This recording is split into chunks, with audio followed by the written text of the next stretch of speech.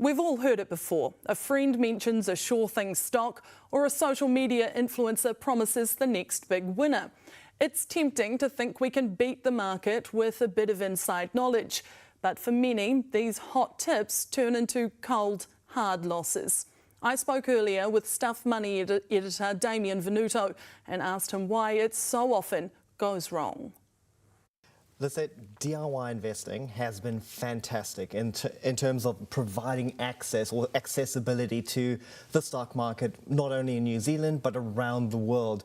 But that's also come with risks, because now you're only one bad decision away from investing in a company that could go down really quickly. So where are most people actually getting their investment advice from these days? So here's where it becomes a little bit interesting, because it's a bit of a mix at the moment. Now, historically, people would rely on their parents, they would rely on financial advisors. Now, you still have the cohort of people who are relying on financial advisors and paying the premium that's required to get that advice.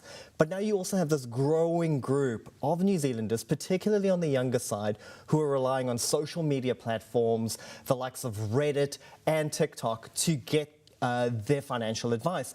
One study that I looked at said that 85% of young people, those are people under the age of 35, are now relying on friends and colleagues to get advice. The more concerning number is that 61% of those people are also relying on social media.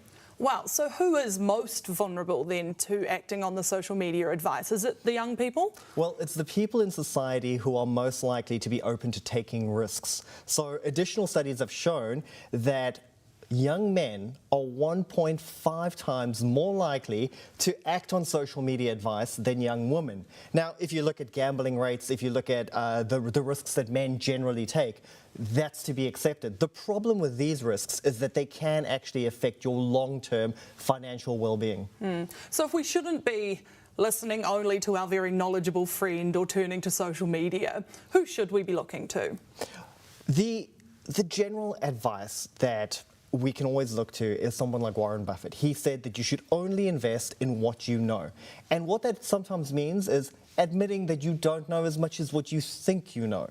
And there's no shame in that. So a safe way to invest is by investing in a low-cost index fund that tracks the performance of a broad number of shares. It diversifies that risk. Another option is to talk to a managed fund provider, somebody who specializes in managing risk and looking at how your portfolio can spread across a range of investments. Both of those options kind of come with the admission that you don't know enough to be picking individual stocks. So what is one big takeaway for someone who's looking for that guaranteed opportunity today? Look, those guaranteed opportunities don't exist. Anyone in the investing space will tell you that past performance is not indicative of what might happen in the future. And if you do have a little bit of extra money lying around and you do spot a stock that you think might perform really well, feel free to invest that money in that stock, but recognize that there's every possibility that that could go to zero. And if you're comfortable with that, go for it. If you're not comfortable with it, then you shouldn't be doing it. Great advice. Damien Venuto, Stuff's Money editor, thank you so much.